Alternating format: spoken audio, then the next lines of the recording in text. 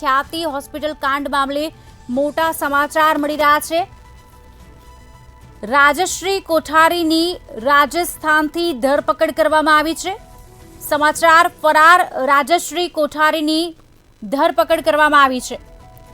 ત્યારે અગાઉ જામીન અરજી પણ કરવામાં આવી હતી। આખરે તેની ધરપકડ કરવામાં આવી છે। કાર્તિક પટેલ સિવાય તમામ આરોપી પોલીસ પકડમાં છે। હાલ ખ્યાતિ હોસ્પિટલ કાંડ મામલે આ સમાચાર મળી રહ્યા છે, જેમાં રાજશ્રી કોઠારી જેની ધરપકડ કરવામાં આવી છે। રાજસ્થાનથી ફરાર રાજશ્રી કોઠારીની ધરપકડ કરાઈ છે। આ અંગે વિગત આપશે અમારા સંવાદદાતા વિશાલ ફોન લાઈન પર જોડાયા છે। વિશાલ, આખરે રાજશ્રી કોઠારીની ધરપકડ કરવામાં આવી છે, શું છે સમગ્ર વિગત? ખુશાલી, જે રીતે ખ્યાતિ હોસ્પિટલનો આ મામલો ધીરે ધીરે એક પછી એક આરોપીઓમાં નવા સફળતાના શિખરો ક્રાઇમ બ્રાન્ચ પાર કરી રહી છે। તેમાં સૌથી મહત્વની વાત એ છે કે ખ્યાતિ હોસ્પિટલમાં જે રીતે પીએમજેવાય યોજનાને લઈને જે કૌભાંડ આચરવામાં આવ્યું, જે દર્દીઓ સારવાર માટે ત્યાં બતાવવા જતા હતા, તેમને ઓપરેશનની જરૂર ન હોવા છતાં પણ તે લોકોનું ઓપરેશન કરીને તેમને ક્યાંક ને ક્યાંક મોતના મુખમાં ધકેલવામાં આવ્યા। તેમાં ક્રાઇમ બ્રાન્ચે અત્યાર સુધીમાં કુલ 6 આરોપીઓની ધરપકડ કરી હતી, પરંતુ ક્યાંક ને ક્યાંક રાજશ્રી કોઠારી હતી તે ભાગતી ફરતી હતી અને ક્યાંક ને ક્યાંક એને એવું હતું કે તેને આગોતરા જામીન મળી જશે। પરંતુ આ ગંભીર ગુનાની અંદર નામદાર કોર્ટે પણ ખાસ નોંધ લીધી હતી અને આ રાજશ્રી કોઠારીના જે જામીન છે તે જામીનને રદ કરવામાં આવ્યા હતા। અને એટલા માટે જ રાજશ્રી કોઠારી વધુ પ્રયત્નો કરવા માટે ક્યાંક ને ક્યાંક નાસતી ફરતી હતી, પરંતુ તેને ખ્યાલ હતો કે તે લાંબો સમય સુધી ભાગી નહીં શકે, કારણ કે ક્રાઇમ બ્રાન્ચ તેને સતત શોધી રહી હતી અને અલગ અલગ ક્રાઇમ બ્રાન્ચની 6 ટીમો બનાવવામાં આવી છે, જે ખ્યાતિ હોસ્પિટલ કાંડની અંદર આરોપીઓને પકડવા માટે અને પુરાવા એકત્રિત કરવા માટે સતત લાગેલી છે।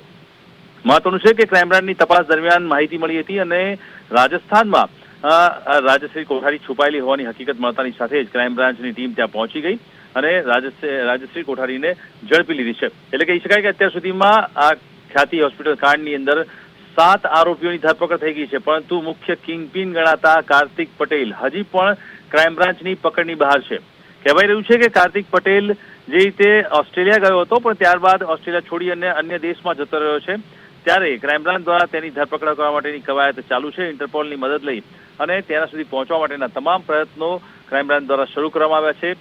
કાર્તિક પટેલ બાબતે એલઓસી પણ મૂકી દેવામાં આવી છે, પરંતુ સૌથી મોટા સમાચાર એ કહી શકાય કે અત્યાર સુધીમાં જે રીતે કાર્તિક પટેલના ભાગીદાર હતા, એટલે કે કાર્તિક પટેલની સાથે રહેનાર સીઈઓ ચિરાગ રાજપૂત, સાથે જ જે ડોક્ટર પઢેરિયા હતા તે પણ, અને તમામ 7 આરોપીઓને પકડી લેવામાં આવ્યા છે। અને હવે માત્ર ને માત્ર કાર્તિક પટેલ જ્યારે હાથમાં આવશે ત્યારે આ પીએમજેવાય કૌભાંડ જે હતું, જેને લઈને ખ્યાતિ હોસ્પિટલ ચર્ચાના ચકડોળમાં ફસાઈ અને એક પછી એક પુરાવાઓ બહાર આવ્યા, જેની અંદર અત્યારે હાલમાં ક્રાઇમ બ્રાન્ચે જે તાજેતરમાં જે નામદાર કોર્ટની અંદર એફિડેવિટ પણ રજૂ કર્યું હતું કે આ સમગ્ર પ્રકરણની અંદર મુખ્ય કિંગપિન કાર્તિક પટેલ છે, કારણ કે તે સમગ્ર જે વ્યવહારો હતો તે વ્યવહારો તે પોતાના હાથમાં રાખતો હતો અને સાથે જ આ સમગ્ર બાબતની અંદર ક્યાંક ને ક્યાંક લોકોને પણ દબાણ કરતો હતો કે તે લોકો વધારેમાં વધારે કેમ્પ કરે અને જે ગામડાના લોકો છે તેમને પીએમજેવાય યોજના અંતર્ગત લાવી અને તેના ઓપરેશન કરાવડાવે કે જેનાથી સરકાર પાસેથી રૂપિયા મેળવી શકાય।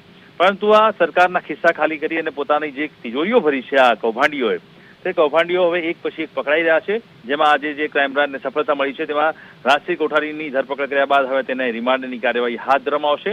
ખાસ કરીને રિમાન્ડની અંદર રાજશ્રી કોઠારીનો રોલ શું હતો, તેણે કઈ કઈ જગ્યાએ મદદ કરેલી છે, તે શું જાણે છે, તે તમામ હકીકતો હવે નામદાર કોર્ટના રિમાન્ડ આપ્યા બાદ સમગ્ર હકીકત ખુલીને બહાર આવશે। જી આભાર વિશાલ સમગ્ર માહિતી આપવા બદલ।